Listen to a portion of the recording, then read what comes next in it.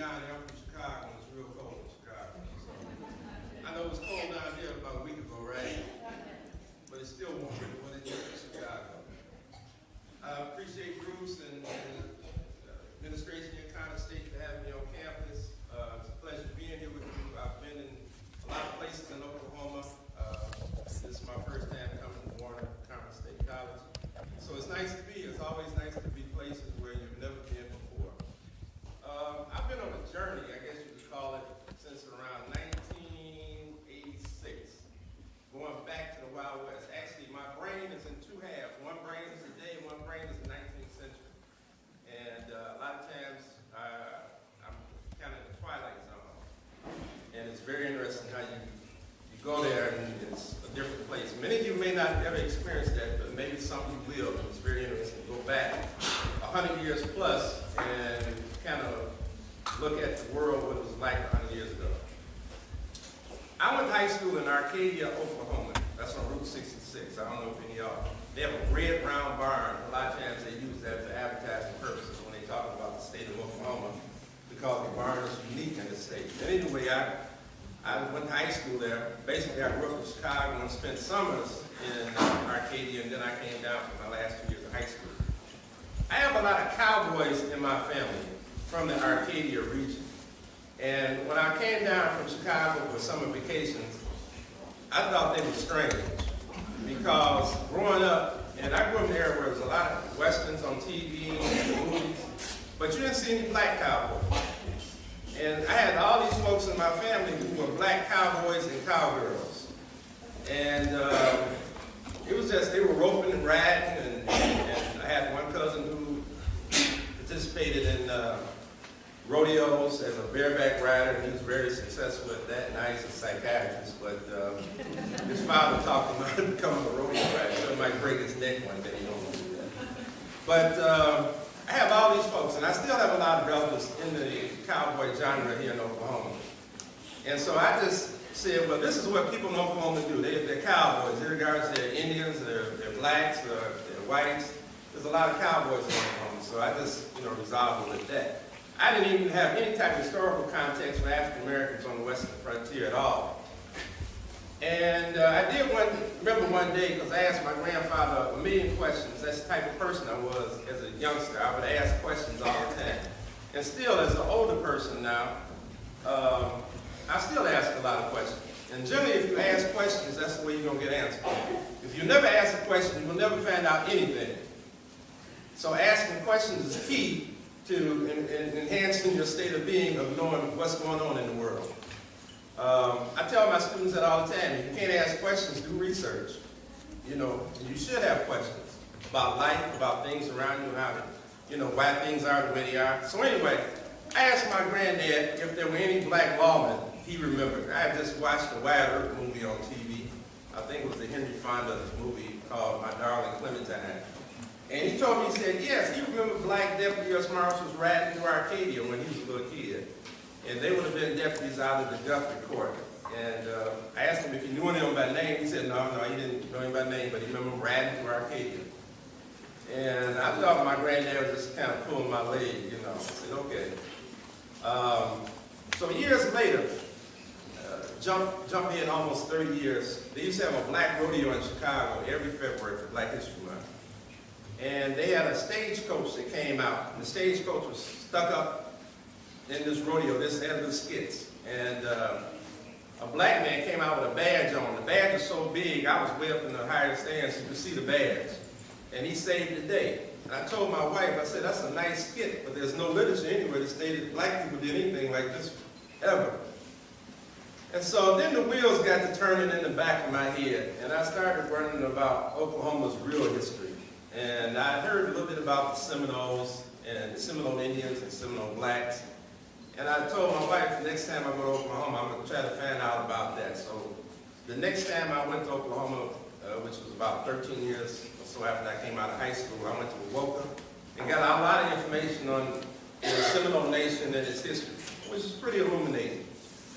So the next year I came to Oklahoma, we were sitting around talking about the lack of black history, and we started talking about the lack of African American history that had been documented in Oklahoma. And my cousin had a former roommate. They went to Central State over at Edmond, and he stated he was from Reeves Addition in Muskogee. And Reeves Addition was named for Bass Reeves, who was a deputy marshal. Now, at that particular time, I had been writing articles for about 13 years on blues and jazz. And I said, okay, if I get enough information, I'll write an article about this guy. Because I'd never heard of a part of town being named for a lawman, black or white. And actually, later on, I did find out there's a couple of towns in Oklahoma that were named for lawmen. But anyway, I had never heard of a town having a portion of it named for a lawman. So I contacted Northeastern State University at Tahlequah, which was the closest university to Muskogee, and asked them to send me any type of information they had on Reeves Addition, which was a neighborhood in Muskogee. And I told my cousins to find all the old people you could find who knew anything about Bass Reeves or could tell me anything about Bass Reeves, and they said they would do that. So they got about 4 or 5 phone numbers together of some very old people in their 80s and 90s. And I called these people up on the phone, and they didn't know Bass Reeves per se, but they had heard stories as kids or had seen him as kids. And they would tell me stories that Bass Reeves would arrest Jesse James, or he'd arrest Billy the Kid, or he would arrest the Dalton Gang, or he'd arrest anybody. And they would run all these names by me, and I'm saying, this is a power, you know what, I'm saying this guy was maybe good, but he didn't ever interact with these people, so why would they feel like he would arrest them? So I knew I couldn't do too much with that information. So I got a packet from Northeastern State University, from the library archives room, which is called the Cherokee Room.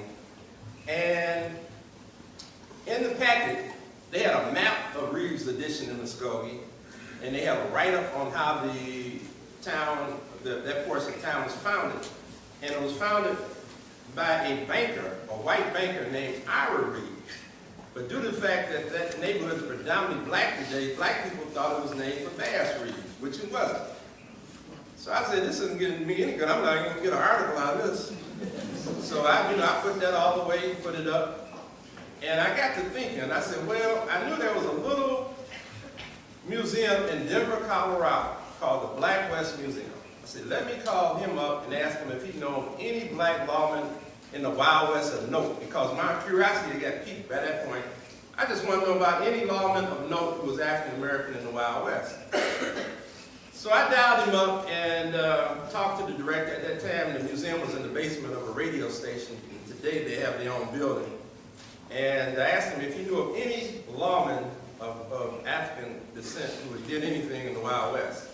And the first thing out of his mouth was Bass Reeves. And I was kind of shocked. I said, well, what do you know about Bass Reeves? He said, I don't know too much about him, but there's a couple of gentlemen here in Denver. That's all they talk about is Bass Reeves. And he says, one, his name is Reverend Haskell Shoeboot. And he said, Shoeboot said that Bass would walk the streets of Muskogee with a sidekick. And said a sidekick would carry a satchel full of pistols. And said if somebody called Reeves' name, he'd always be careful and put his back up against the wall before he turned around and see who was calling his name. I said, wow, this guy sounds like he knows a lot about Bass Reeves. So I said, do you have any information I could contact? He said, no, I haven't seen him in a couple of years.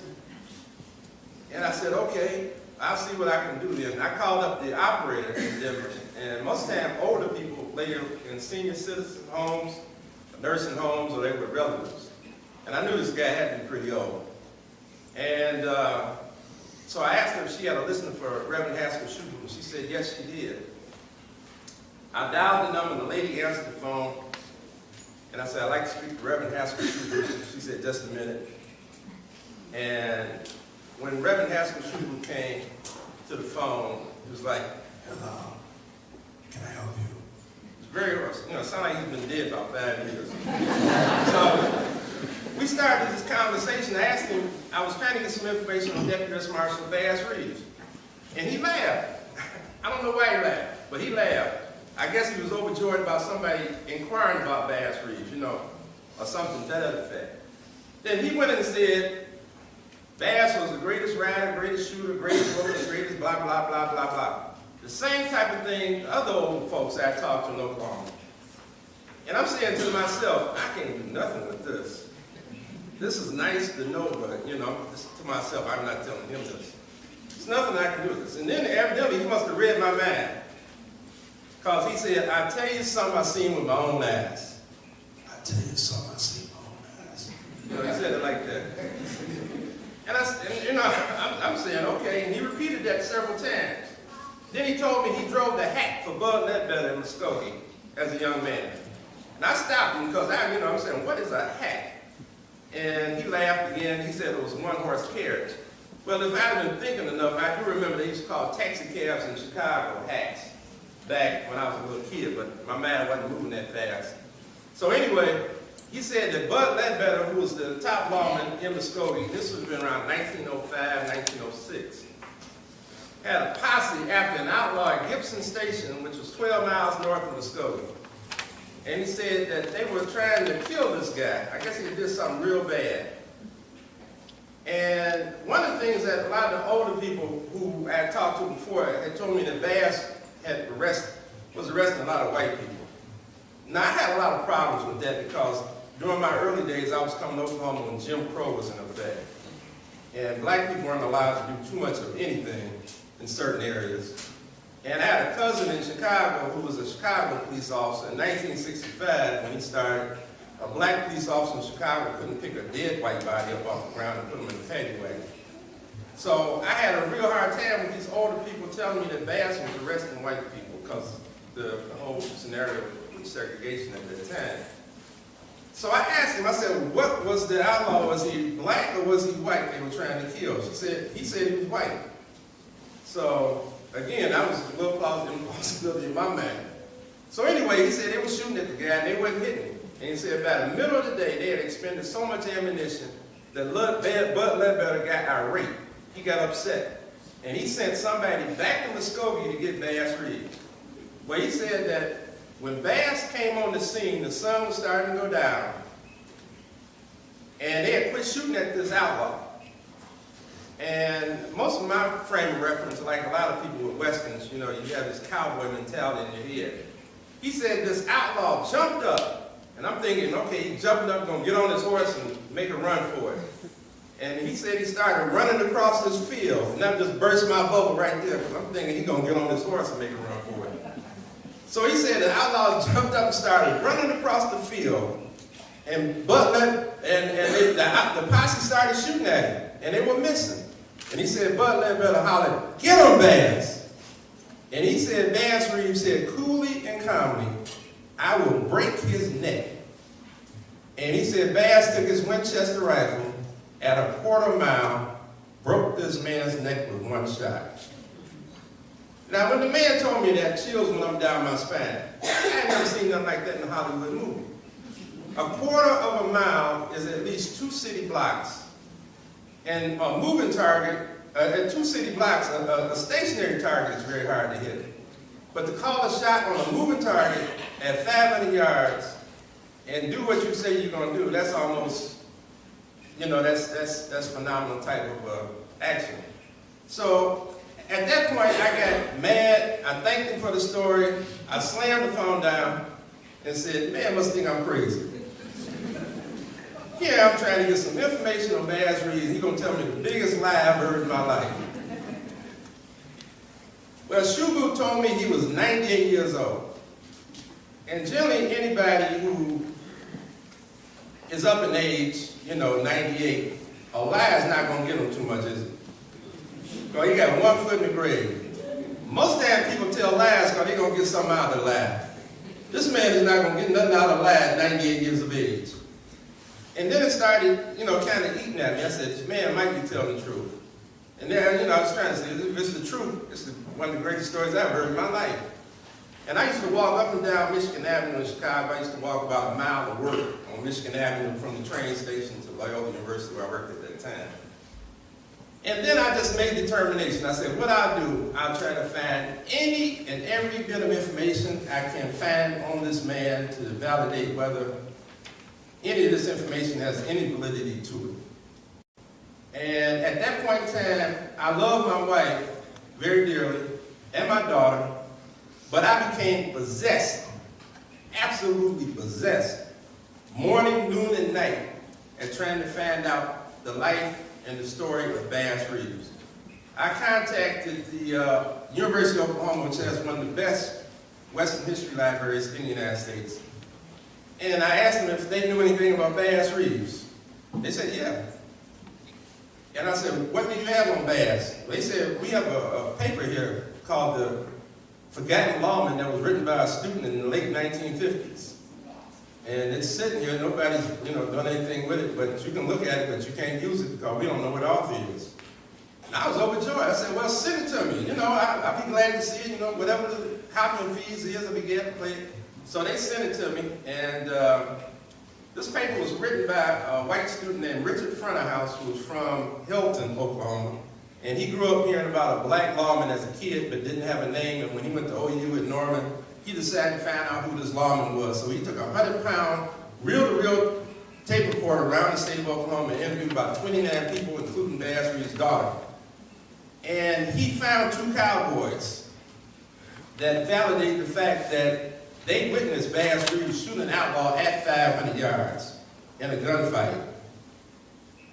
And there was a lot of other information in this paper that was very illuminating. So I knew I couldn't, at that point I knew I was trying to compile as much information. I was got beyond the article thing now. And I'm thinking, well, maybe I can do something more with this. And so I knew I had to start making trips to Oklahoma. And I started coming to Oklahoma by car. I came down here on a Greyhound bus in a blizzard, snow blizzard, one near Christmas with soldiers going home to see their parents and people going to Mexico. It was an interesting bus trip.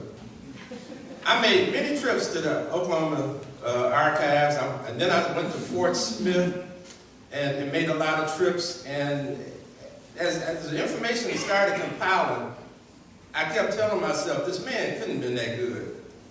Because the stuff that I was getting about Bass Reeves almost sounded like a comic book character. The man was 6 feet 2, about 180, 190 pounds. He could whip any two men with his bare hands. He was ambidextrous with pistol and rifle. And if you got in a gunfight with Bass Reeves, it was like tantamount to committing suicide. He had been a slave in Texas and had gotten to a card game with his slave master. And the slave master went on and became a colonel in the Texas 11th Cavalry during the Civil War. And so at this particular time he was playing cards, it was probably at the inception of the Civil War, and they got in an argument, and Bass knocked him out. For a slave to knock out his master, it was tantamount to the death sentence. And so he ran away and lived with the Creek and Seminole Indians in the Indian Territory. The assumption of the information I got is that he served and fought with the Union Indians in the Indian Territory, where he learned the lay of the land and he learned how to master firearms during that time period. After the Civil War, he served as a scout and a guide for Deputy U.S. Marshals working out of Van Buren, Arkansas, where the federal court was. And then when the federal court was moved to Fort Smith in 1875, thereabouts, he did receive an official commission as a Deputy United States Marshal. Bass started in 75, and he's the only Deputy U.S. Marshal that worked from 1875 up to Oklahoma statehood in 1907. During that time, he arrested thousands of felons, men and women who broke federal law. Probably upwards of 4,000 people or more he arrested during that time period. He was known to work in disguise, where he disguised himself as a tramp, as a preacher, as a cowboy, as whatever he had to disguise himself to catch people. And he was very successful at it. When most of the lawmen would bring in 3 or 4 people at a time, Bass would bring in 12, 13, 15, 16, 17 at a time. And originally when he started with the Fort Smith Court, they would make a loop out of Fort Smith. They would go to Fort Seal. They would go to the Fort Reno. And then they would loop on back to Fort Smith. It's about 400 miles. It was a long trip. You take a supply wagon and maybe another wagon, 1 or 2 wagons. You'd have a posseman or 2. You have a guard, you have a cook. And it was a whole crew they would set up. And he did this for a long period of time until they put ports in the Indian Territory in the 1890s. And then he went out. The trip wasn't that long at that point in time. Reeves was very successful at what he did, and newspapers wrote about Reeves. And I found newspaper articles from St. Louis, from other parts of the country, and there was a couple of late articles from Washington, D.C., where they were talking about this man. At one point, his son committed murder. His son committed murder by killing his wife in a domestic argument. Bass brought his son in for murder. At one point, Bass's preacher, who had baptized him, was selling illegal whiskey. He arrested his own minister, brought him in. If you committed the crime and Bass got your warrant for your arrest, you'd have to pretty much move out of the area completely, or Bass was going to get you. Belle Starr, who was one of the most noted female outlaws in there, and pretty big in this area, they say she lived near Pearl.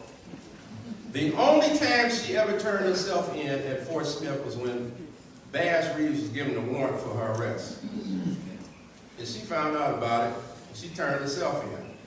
A lot of people did that when they found out Bass had a warrant for their arrest. Because they knew that, they didn't want to deal with Bass if they didn't have to. He was the most feared deputy U.S. Marshal in the history of the Indian Territory, bar none. It just astounding that as I tried to disprove this man was as good as he was, or people was trying to make him out to be, it proved that he was better than what I thought he was. He was illiterate, being a former slave. He didn't read or write. He would memorize his warrants. He'd carry as many 30 warrants at a time. And he had somebody read the warrants off to him, and he would memorize what the person's name was and what the warrant was for. And if you asked him for the particular person, he'd pull out the stack of warrants and peel out the one you asked about. His memory was total recall. Just phenomenal, the amount of memory he had. Bass escaped numerous assassination attempts. People tried to kill this man, but they couldn't do it. And many Native Americans thought that some type of protection was over him that protected him while he was in the territory. I don't know, maybe he did have some type of protection. And his life went like that on up to Oklahoma statehood in 1907. In 1897, he was transferred to the Muskogee court. They had a federal court at that time. He had worked, starting in 93, for the East Texas court, where he worked in Choctaw Nation. Then the last 10 years of his life, he was stationed at Muskogee, and he worked in Muskogee and in this general vicinity. So this area where this school is located, I'm sure Bass came through here quite often on his patrols and picking up people and doing what he had to do. I know he was in Eufaula quite a bit, Shakota. Actually, I heard stories in my book I wrote about some Indians who caused a great disturbance in Shakota, and they had a special train. Bass took to Shakota and the rest of the Indians and took them back to Muskogee, and put them in the federal jail in Muskogee. But his attributes were very, very interesting. What I like to do, I like to read some things that came out January 13th, 100 years today, about this man after he had passed away. And,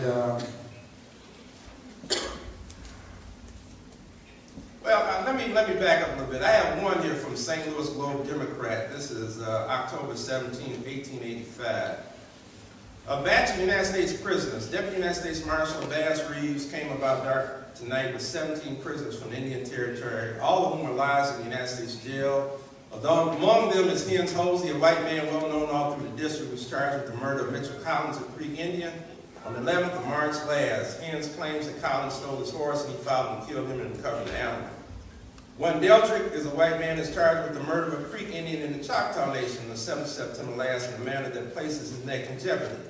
It is said that the Indian seduced the daughter of Deltrick, and Deltrick slipped up to a lot at night when his victim was attending to some stock and shot him down without warning. John Robinson is charged with assault and intent to kill, while Robert Johnson, Wiley Kelly, Corbett Lasky, and an old man named Crump are charged with larceny. The others are all for introducing and selling whiskey in Indian country. There are now nearly 100 prisoners in jail here, notwithstanding 29 were taken to Detroit last week. 32 of them are awaiting trial for murder.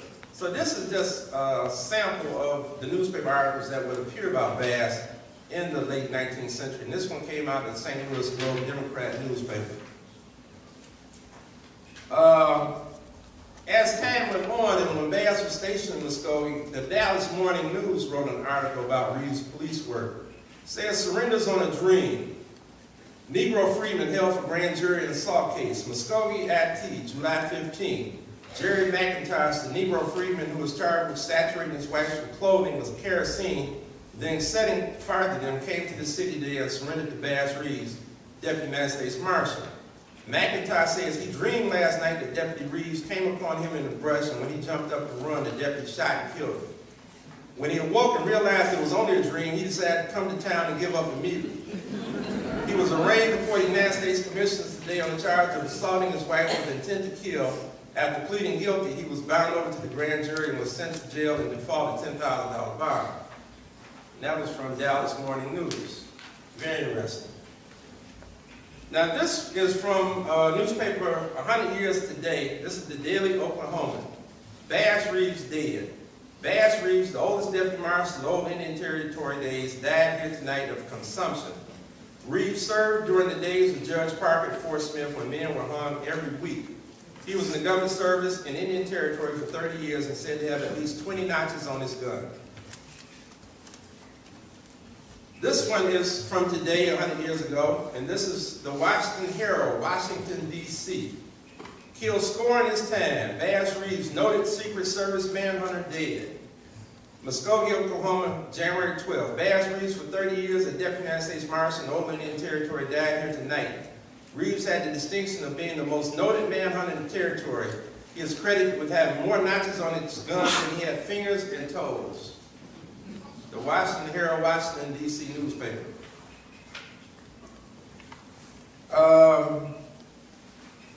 And after he died, a few days later after he expired, it was a very interesting news article that came out of the Muskogee Phoenix. I'm going to read that one to you.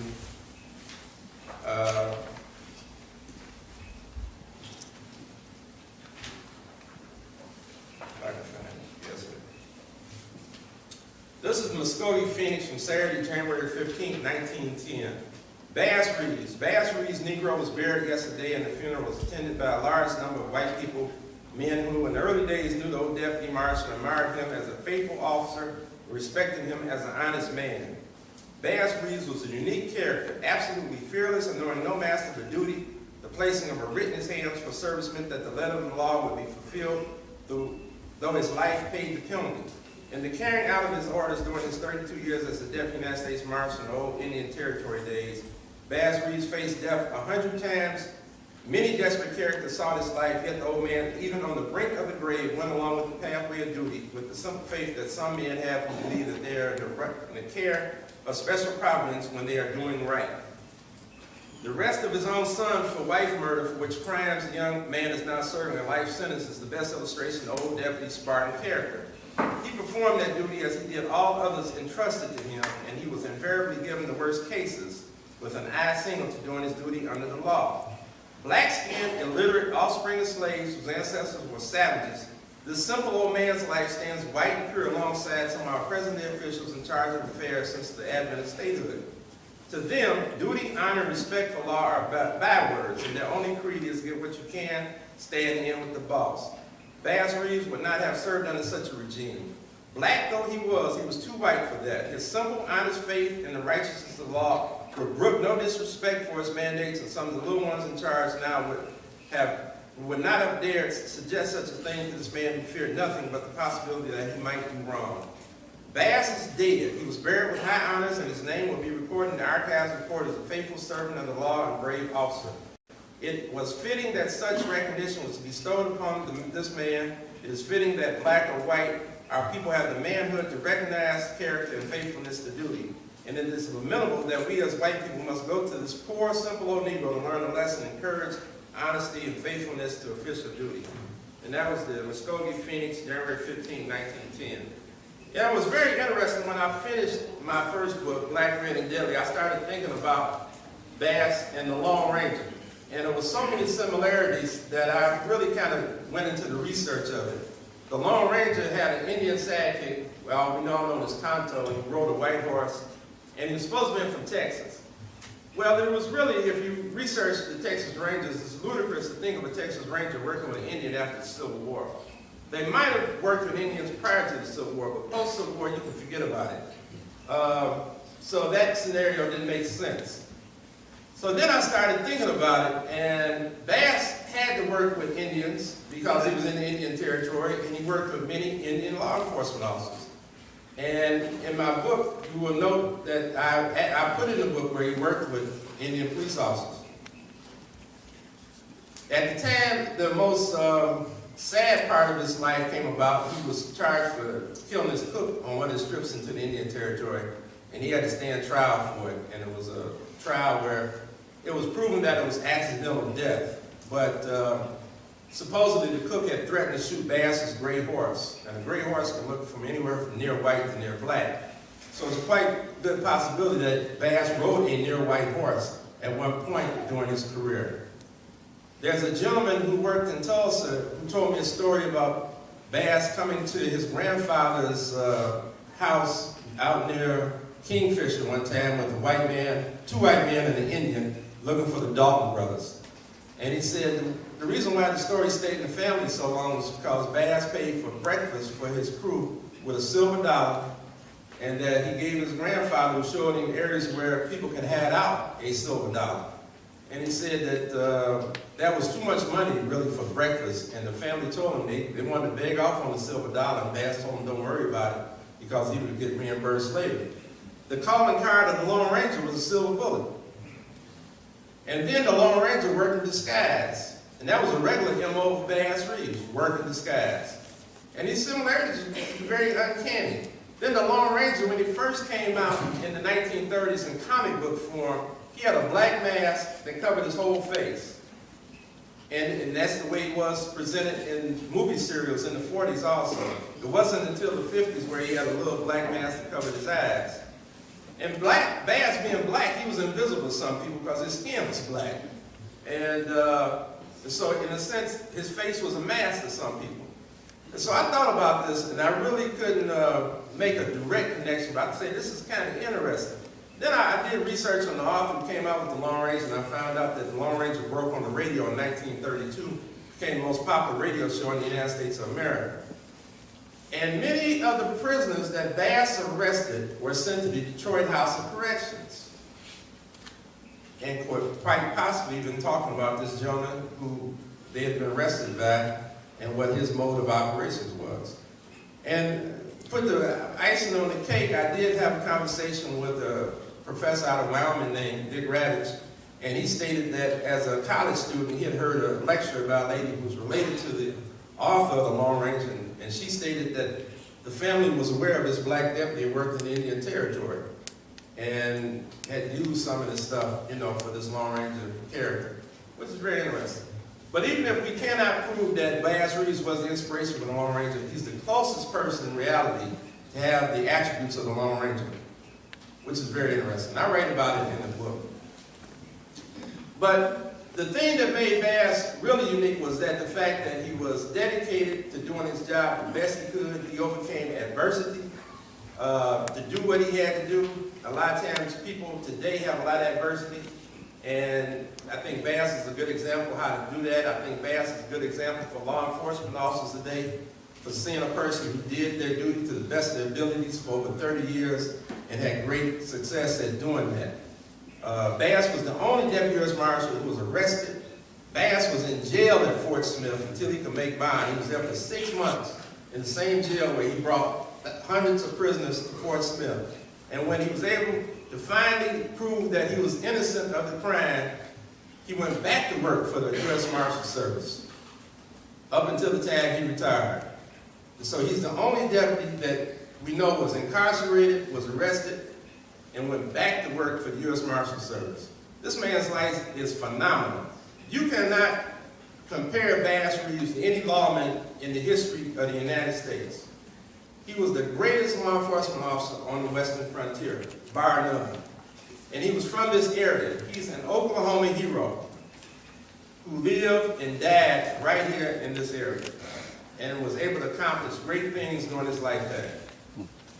It's very commendable. I have Mr. Breedy and Kelly come down shortly. He's going to tell you about the statue initiative. They're building a statue of Bass Reeves in Fort Smith, Arkansas. That's also the location where the U.S. Marshal Service is going to have a brand new museum in a few years. And it's really nice that Fort Smith have made the commitment to build this great statue. Hopefully, some things can be done in Oklahoma to this man's heritage and legacy also. I did hear, I don't know for sure though, but somebody told me that the bridge in Muskogee that goes over the Arkansas River has been named the Bass Reeves Bridge. I don't know for sure if that's the case, but I have heard that. But we don't know exactly where he's buried. He died in 1910, but it's kind of a shame we don't know where he's buried per se. We have several places. I do believe he's buried in Peters Chapel Cemetery on Fern Mountain Road. Initially, they thought he was buried in the old agency cemetery. Also, too, in researching Bass, I had to research the whole history of Indian Territory. From inception on up to the frontier days to statehood. There's no state west of Mississippi whose history can rival Oklahoma's. Oklahoma is sitting on a gold mine. If Oklahoma ever wanted to look at their history in terms of their frontier history, you can't compare it to Texas or Kansas or New Mexico, anybody. If you look at the whole picture in terms of Native Americans, Europeans, African Americans, it's phenomenal. It's phenomenal. And a lot of people I found do not know Oklahoma history. And it's incumbent upon people in Oklahoma to celebrate their history, understand their history, and let other people know Oklahoma history. Because it's a truly great history. I would like to stop now and possibly take questions from the audience. If you have questions. Yes, ma'am. I have a question. Do you have any other stories that, if I'm right, you didn't give a date when he broke the neck of the criminal, but he had to be in his 70s, 69 or 70, and that shot, didn't he? Well, in 1907, when he retired, he was 67, so that had to be about 65 years of age. And made that kind of shot. Okay, that's phenomenal. That makes us feel better. Yeah. Well, he looked pretty good. Actually, I can show you some pictures. If we can go to the end of this, we can go to the end and work back. Just show you some images. Real quick. That was the end of my book. Okay. This is a portrait. This is actually late in his life. But this is the only portrait of him in the studio. And I used it for the, you need to click, no, you need to go all the way back. I'm going to work from the back. Start on my book.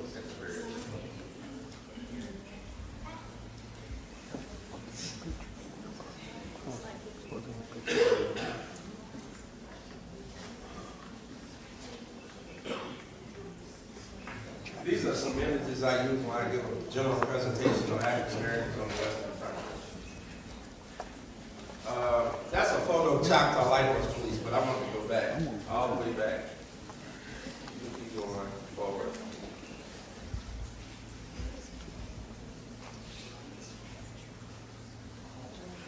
Are you going the wrong way? No, all the way back. All the way to where you were.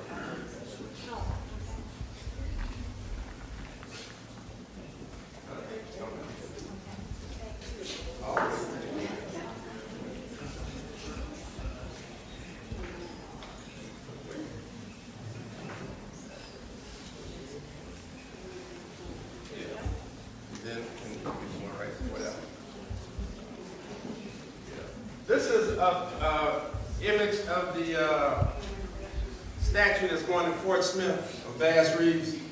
And this is one of the smaller models. And we have a maquette today of that. Okay, you take it back. This is the last day of federal service of Bass Reeves at Muskogee. This is November 16, 1907. He's standing on the far left. The other black man on the right is a janitor. So at that time, he was the only African American with the federal court in Muskogee. But, and he's the only manhunter person who actually went out in the field in that photo, other than Bud Ledbetter, who was the tall guy in the middle with the hat on. So that's Bud Ledbetter, and that's Bass Reeves on the far left. And that's the last day of federal service, November 16, 1907. That's when we became a state. Can we go to the one previous to that one? Okay, now this is the picture that I just found a couple of years ago of Bass. And this is the most recent find. That's Bud Ledbetter on the far left holding the rifle, and Bass Reeves is standing in the doorway of the boxcar. And this picture was probably taken in Muskogee, and this was late too. This probably been 1903, 04, somewhere in that era when this picture was taken. I found this picture in Fort Worth, Texas. And it looked like they guarded some type of payroll of some sort. And that's on the MK&T Railroad. And I think we have one more. And this is the last picture. This is a close-up of him on the last day of federal service. Bass Reeves. Did we have any questions before I introduce Mr. Inco Kelly? He can tell you about the Bass Reeves Statue Initiative. Okay, come on, Reed. In the process of that, Mr. Burton, Linda's Nero has a presentation, and I did this just so that we'll remember Connors. Okay, thank you. Thank you.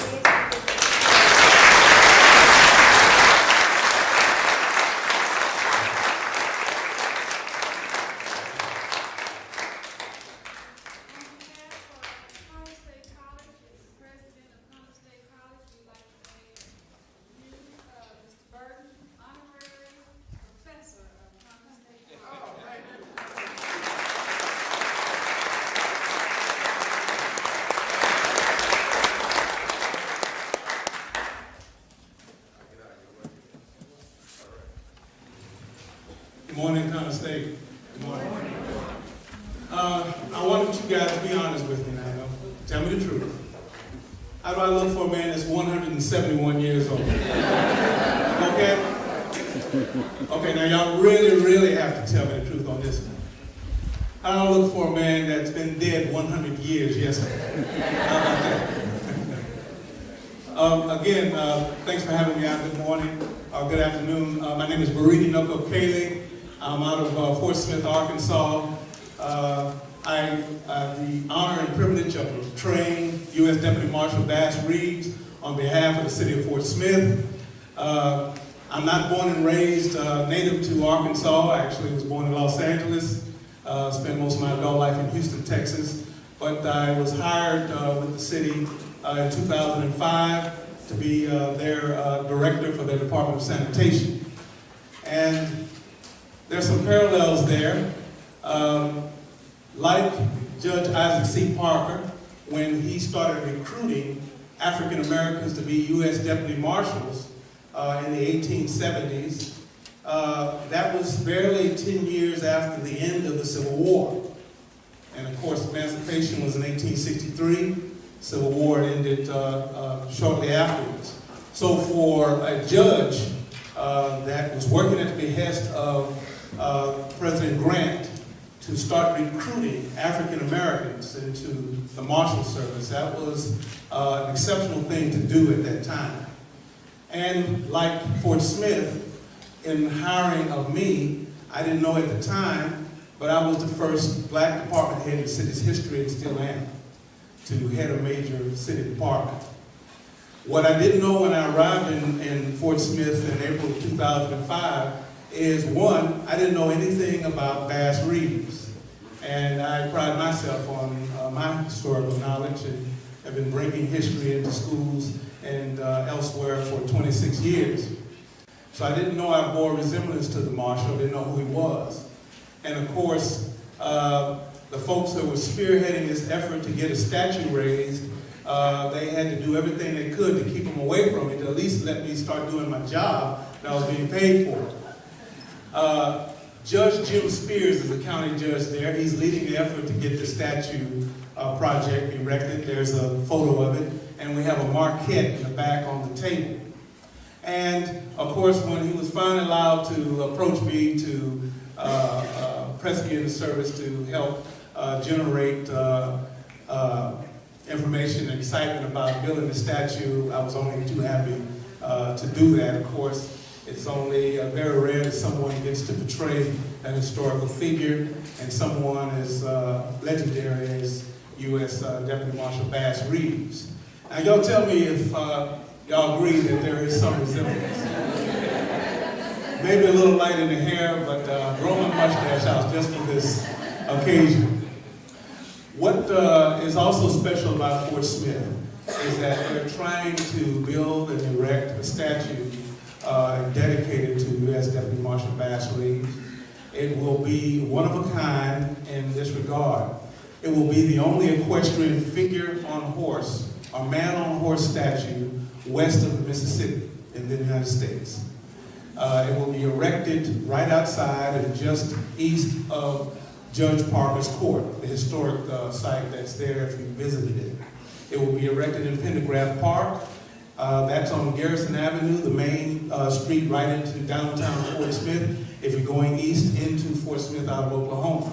Those of you familiar with Fort Smith, when you go over the Arkansas River Bridge and come into Fort Smith, this statue will be just to your right, and it will be a bookend to the U.S. Marshals Museum, which is also privileged to becoming the home here in Fort Smith. And it will have all of the officers, deputies, and marshals that have served in the over 200-year history of the U.S. Marshal Service. Once the statue is erected, and they actually hope to have it erected by this time next year, it will, including its pedestal, be over 20 feet in height.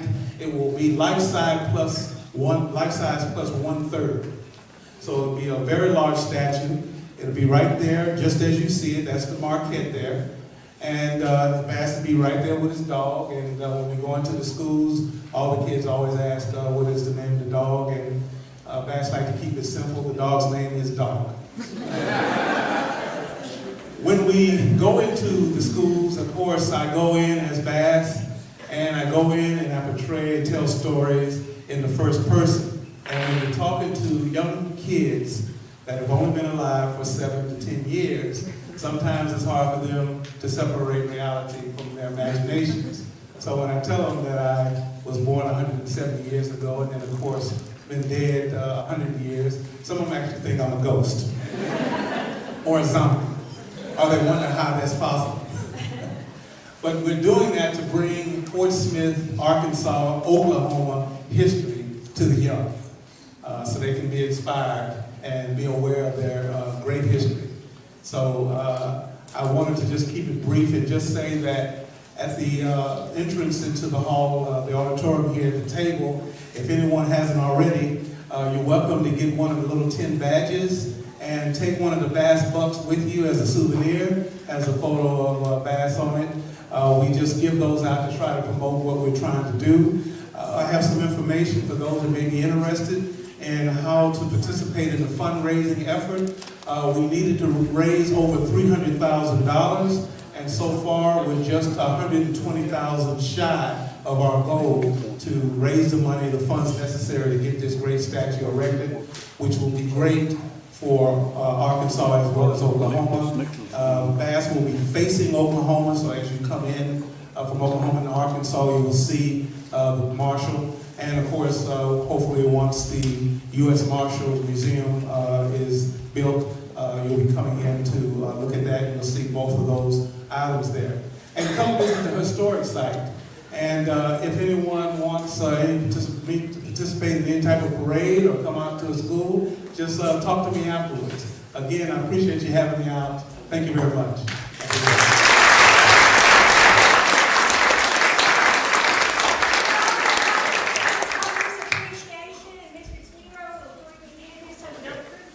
Thank you.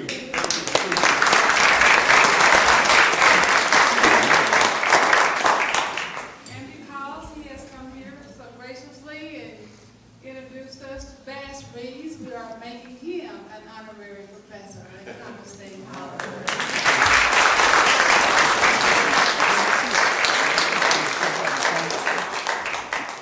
Okay, well, that means I'm holding history class shortly after this. Free of charge. Free of charge.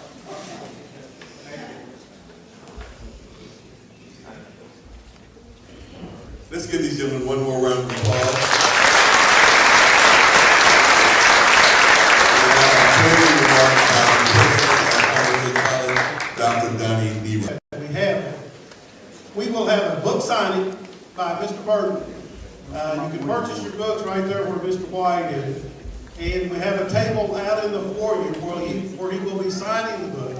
And then we have a photographer here also that you can have your picture taken with Mr. Burton and Bariki. And so make sure you get your book and then go out in the foyer and they'll sign that. At this time, we'll have Ms. Nero, the winning numbers. And then the First Lady, you will draw. I don't want to be drawn by employees. Please. Oh, sign your program as well. They'll sign your program as well. And the first, yeah. Okay, you do that, dear. The winning number is? Yellow ticket. 897788.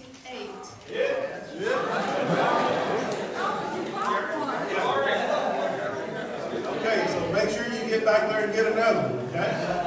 Right.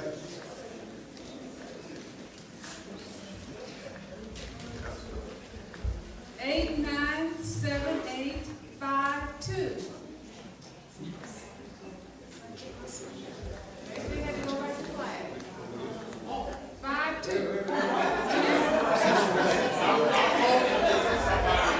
Sorry, Mr. White.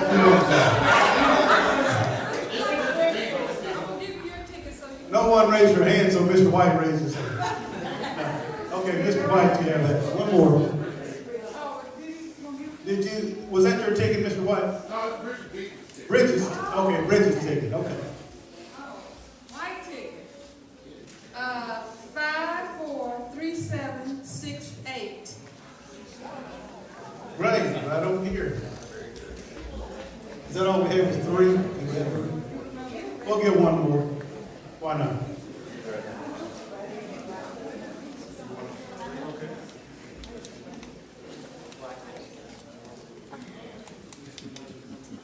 Five, 4, 3, 8, 0, 5.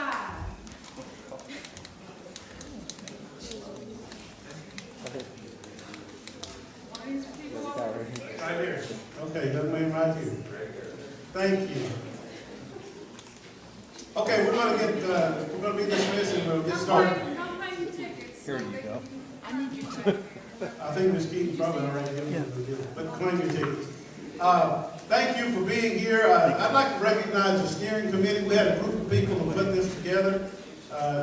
Conference employees, would you please stand so and wave your hand so we can recognize the steering committee. Ms. Margaret Lee, Ms. King, Mr. White, Dr. Mr. Lansing Lee, thank you for your time this morning. Okay, we do appreciate everyone coming. Thank you very much, gentlemen, and we look forward to the signing, and this has been very educational for us. Thank you for coming this morning.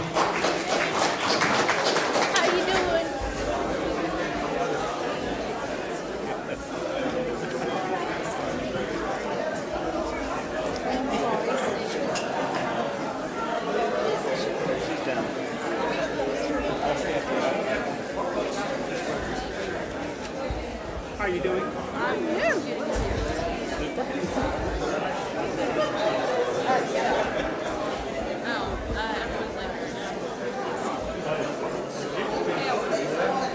I'm going to read it. I enjoy Western books, but I enjoy the Oklahoma Street. Thanks, though. How you doing?